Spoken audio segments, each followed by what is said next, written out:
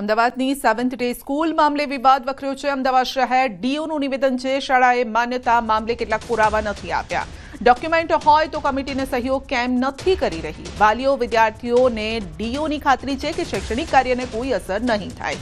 સ્કૂલે માન્યતા મામલે કેટલાક પુરાવા આપ્યા નથી, જે અંગે શિક્ષણ વિભાગમાં જાણ કરાઈ છે અને સ્કૂલ પાસે કેટલીક માન્યતાના પુરાવા ન હોવાનું તપાસ કમિટીમાં સામે આવ્યું છે। કમિટી દ્વારા જે રિપોર્ટ રજૂ કરવામાં આવ્યો તે ખોટો હોવાનું શાળાનો દાવો છે અને સમગ્ર મામલે ડીઓનું નિવેદન સામે આવ્યું છે। ડીઓએ જણાવ્યું છે કે માન્યતા પ્રાપ્તનું તેની પાસે પ્રમાણપત્ર નથી।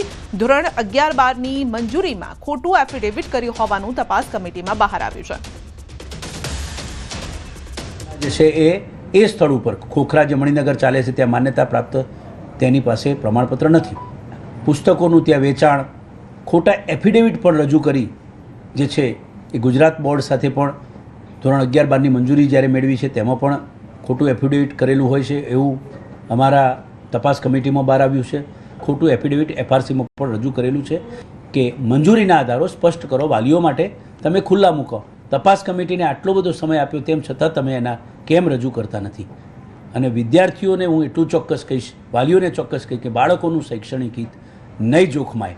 જે કંઈ રિપોર્ટ કરવામાં આવેલો છે તેમાં સરકાર હસ્તક વહીવટનું છે, શૈક્ષણિક કાર્ય બંધ કરવા બાબતની કોઈ વાત છે નહીં।